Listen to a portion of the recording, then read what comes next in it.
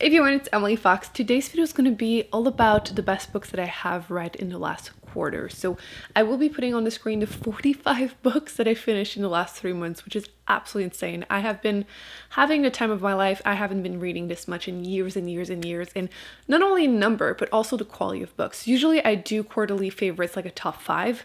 Not this time. I'm going to be talking about 9 books because I have so many new favorites that I need to rave about and recommend. I have more than that were 5 stars. A few of these are actually 4 stars, but I feel like they deserve to be mentioned. So I will be doing just that. So hopefully you find some new recommendations in here, and let's get to it because like I said, 45 books, but top 9. The first one I need to talk about is The Shadow of the Wind, which I was so late to this. I looked back to my first book haul ever on Booktube, which was almost 6 years ago to the day. It had been gathering dust on my shelves ever since, but during that challenge I read a few of the books that I had mentioned in that haul video that I still hadn't read, and I love this. This is 5 stars. The writing is amazing. The story was really compelling. I was really attached to the characters more than anything else. But you follow a main character who, when he was a little boy, he goes to the Cemetery of Forgotten Books with his father, and he gets to choose one book. And he chooses The Shadow of the Wind, reads it overnight, falls in love with it, and wants to read more by the author, figure out who he is. And he spends his whole life doing just that because he realizes that he probably has the only copy of The Shadow of the Wind because someone is going around purchasing all of them and burning them, and you get to try and figure out with him what happened. And the writing was excellent. I know this is the first book in a quartet, which I do want to continue, but I've been told that everything else is quite different, so we'll see how it goes. But I'm just really excited that I finally got around to reading it and that it was worth the hype.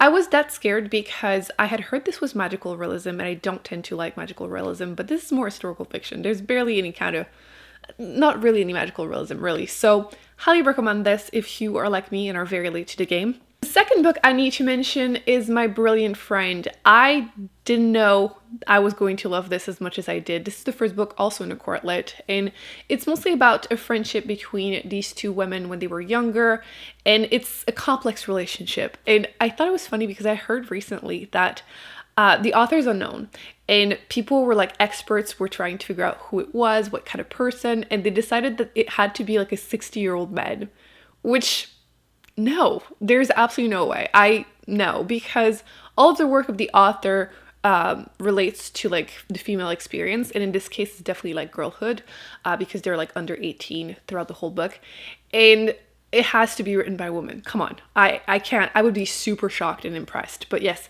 this was excellent. I need to continue.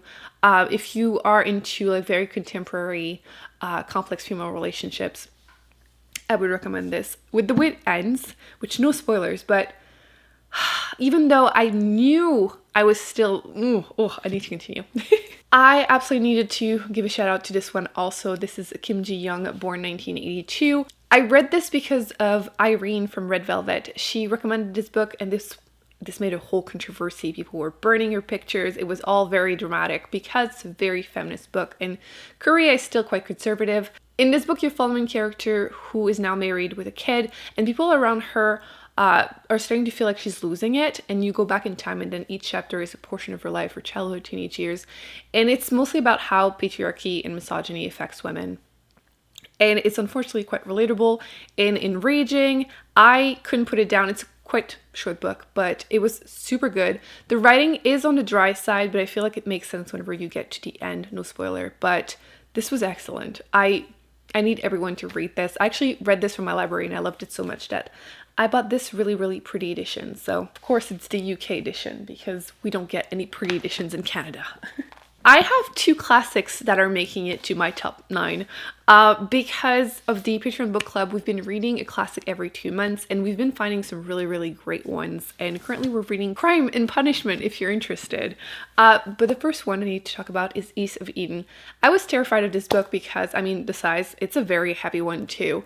And everyone seems to love it. And I feel like when a book is super hyped, it can be so hit and miss, and it's even more disappointing when you don't end up loving it, but I really enjoyed this. The first chapter I had read a couple years ago and put it down because I was like, oh, this is too slow paced for me. Things pick up, chapter 2. Definitely push through.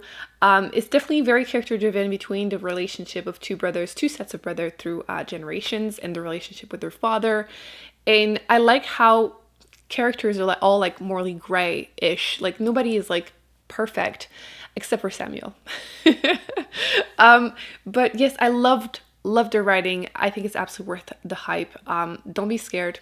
It reads really fast, and I need to read more by the author. The sun going in and out is driving me insane. The next one I need to give a shout out to is The Tenant of Wildfell Hall by Anne Bronte. She was the only Bronte sister I hadn't read anything from, and I had heard that this one was quite good, kind of feminist for the time, and I was not prepared. The main character was super likable. You kind of follow two timelines. In the present time, there was a man trying to seduce her as she is living alone with her son, and then you go back in time and you see her at 18 getting married to her husband, and it's kind of obvious what's possibly happening here, but this was great. I loved the writing, I loved the story, I loved the feminist take on the whole situation. Definitely didn't feel like this was written 200 years ago, except for the ending, which again, I'm seeing it from a lens of 2022, so it's fine, but I wanted so much more from the main female character, and I highly recommend this book. If you enjoy classic, you need to check this one out. I think she's my favorite Bronte sister now.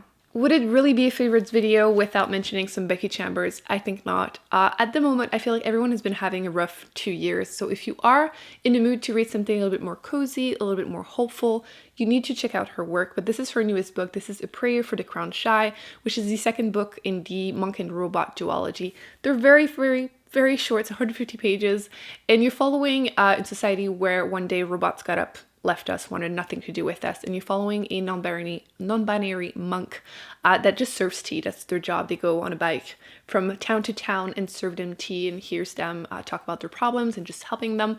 And then one day they just decide to flee to the wilderness because they're not doing well. They're trying to find meaning for their own life, and they meet Moscap, a robot, and they kind of strike a friendship, start discussing, and it's just very character driven. It feels like a warm hug, and it's just, I laughed a couple times while reading this one. It's exactly what I needed. So if you're looking for a little pick-me-up, palate cleanser between books, I would recommend this series for sure. So I feel like I need more like cozy, hopeful, wholesome sci-fi in my life. One surprise for me was definitely Piranesi, because I thought I was going to not like this after reading the first 2-3 pages. I put it down. I was done. It's magical realism, which I mentioned. Usually don't like it, but this one, it worked. It's not even character driven. It's like the writing and the setting. This is it. All you need to know is that the beginning is confusing because the main character is confused.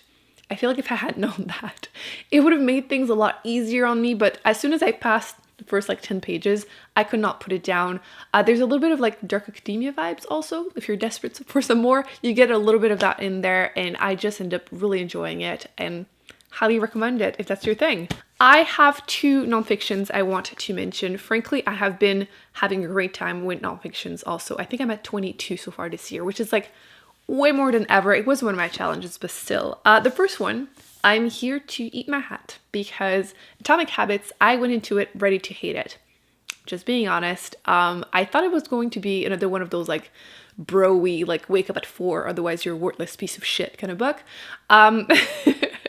Luckily it wasn't, and I think I understand the hype. I feel like it's very readable, it's very accessible, it's a pretty quick read. I would recommend the audiobook if you enjoy that kind of format, because once I was reading it, I ended up getting the audiobook also because I would want to get up and start doing things and organize my life in a way that would help create better habits, and it was just useful to go through it as an audiobook. But yes, highly recommend this book if you were looking at it a little skeptically. I think it's a good read. Is it life-changing? I mean, it can definitely improve your life if you implement some of the elements he mentions. But yes, I ended up really liking it. So it deserved a shout out. Unwell Women. This was fantastic. I have been reading a lot of books about chronic illness, about the health system, how it affects women of color. And this, I think, is my favorite at the moment. This one is more focused on the historical aspect of it. And I was enraged the whole time. But it was super interesting, and I feel like I now need to own a copy of it because it was great. So if you're looking for more books on the topic, would recommend it. I did listen to it as an audiobook. The audiobook was fine if that's your thing. So 5 stars. You know what? I'm realizing I should have done this into top 10 because why 9, Emily? Why when you have other 5 stars? So I'm going to give a shout out to Imago by Octavia E. Butler, who is now becoming a favorite author of mine. This is my 4th book by her. This is actually the last book in a trilogy, The Xenogenesis or Lilith's Brood. There's two titles for some reason. But this is a first contact with aliens kind of story, and the author is using the sci-fi elements to discuss gender, sexuality, and it's just really interesting. Each book is like not a companion novel, but you're following a different main character. And so I'm not going to spoil anything because this one is like so far ahead from the first book. It is so strange, but I really enjoyed it, and I just needed to know how it was going to end. And the ending was satisfying, which I feel like I have been burned a few times with trilogy lately, but this was fantastic. If you like sci-fi, you need to try some Octavia E. Butler. And this one is very out there, and I'm about to actually start another one by her. I can't wait because this was great. So that's going to be my top 10. I don't know why I did 9. Books that I've read in the last quarter. That's just so crazy that I had so many this time. Hopefully I continue to find new favorites that way so I can recommend you a lot more books. I hope you enjoyed this video. Please let me know in the comment section if you have read any of these, how you feel about them. What would be the best book that you have read in the last 3 months? I want to know. Thumbs up, subscribe. I will be putting more videos on the screen that I recommend you check out, and I will see you in an upcoming video very soon. Bye.